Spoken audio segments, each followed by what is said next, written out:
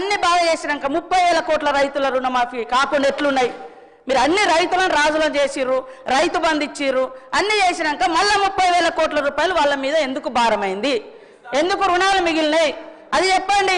కాబట్టి ఇవాళ కేటీఆర్ గారికి ఒకటే అడుగుతున్నా, మీరు 10 ఏళ్లలో భూమి లేనటువంటి ఒక్క పేదింటి బిడ్డలకు మీరేమిచ్చారు? ఓకే, 100 ఎకరాలు ఉన్నోళ్ళ గురించి అన్ని ఇయ్యాలే, లక్షల జీతాలు వచ్చినా అన్ని ఇయ్యాలే అని అంటున్నారు.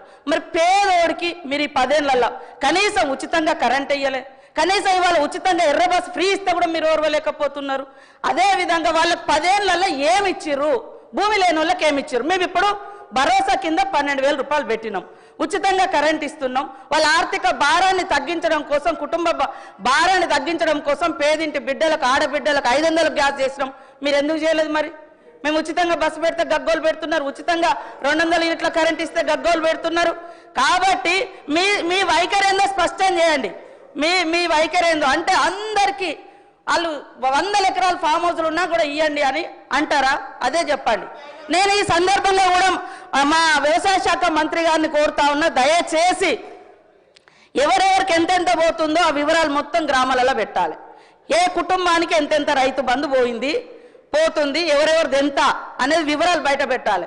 పేదోళ్ళకి ఆ ఊర్లలో ఏమేమి వచ్చినాయో కూడా బయట పెట్టాలని కోరుతా ఉన్నా. కన్క్లూడ్. వారు చెప్పిన దానికి మేము చెప్పిన దానికి తేడా ఏముంది సార్? మంత్రి గారు చెప్పారు, మంత్రి గారు అన్నారు మరి 30,000 కోట్ల రుణం ఎందుకు వచ్చింది అన్నారు. ఎందుకు వచ్చిందంటే మీ ముఖ్యమంత్రి గారు చెప్పిండ్రు. ఏం చెప్పినారు? స్పష్టంగా చెప్పారు. కేసీఆర్ గారు ఏమనుకుంటుండంటే ₹1,00,000 రుణమాఫీ చేసిన కదా వాళ్ళంతా నాకే ఇస్తారు అనుకుంటుండు, కానీ ఆ ₹1,00,000 రుణమాఫీ అయిన వాళ్ళు కూడా మీరు అర్జెంటుగా బ్యాంకు కురుకుని 2 లక్షలు తెచ్చుకోండి, నేను రాగానే డిసెంబర్ 9 నాడు సంతకం పెడతా అని చెప్పిందే రేవంత్ రెడ్డి గారు. నేను వేరే చెప్తున్నాను, వీడియో చూపెట్టమంటే చూపెడతా. ఆయన వల్లనే జరిగింది అధ్యక్ష. ఇంకొక మాట అధ్యక్ష, ఇప్పుడు ట్రైనింగ్ అన్న చక్కగా ఇవ్వాలి మీ ఎమ్మెల్యేలకు. నేను ముఖ్యమంత్రి గారిని కోరుతున్నా, మీరేమో 100% రుణమాఫీ జరిగిందని మీరు చెప్తారు, వెనకకెళ్ళి మీ ఎమ్మెల్యేలు వేసేమో నాకు 70% అయిందంటారు, బయటనేమో రైతులు చారణ కాలేదని బయట రైతులు అంటున్నారు. ఏది కరెక్టో మీరు తెలుసుకోండి. ముందు 25% అయిందా, 30 అయిందా, 40 అయిందా, 70 అయిందా, 100 అయిందా? చివరిగా అధ్యక్ష నేను ఒకటే చెప్పి ముగిస్తా అధ్యక్ష, మేము ఈ ప్రభుత్వాన్ని ఒకటే కోరుతా ఉన్నాం. రైతు బంధు విషయంలో నేను నేపథ్యం చెప్పిన, తెలంగాణలో పెద్ద రైతు చిన్న రైతు అనే తేడా లేకుండా, ఉద్యోగస్తుడు లేదా ప్రైవేట్ ఉద్యోగి అనే వ్యత్యాసం లేకుండా, భూ యజమాని ఎవరుంటే వారికి వ్యవసాయ స్థిరీకరణ కోసం ఆనాడు తెలంగాణలో సాగు బాగు కావాలనే ఉద్దేశంతో మేము పనిచేసినాం.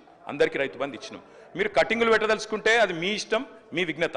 మేము ఆనాడు అందరికీ ఇచ్చే ప్రయత్నం చేసినాం. మీరు కూడా ఎలక్షన్లకు ముందు స్పష్టంగా చెప్పినారు, అందరికీ అన్ని అన్నారు, ఇలా కొందరికి కొన్ని అంటున్నారు. నేను ముఖ్యమంత్రి గారిని కోరుతా ఉన్నా, మీరు దయచేసి రైతులకు ఇచ్చిన ప్రతి వాగ్దానం నిలబెట్టుకోండి, అన్నదాత కోసం పనిచేయండి.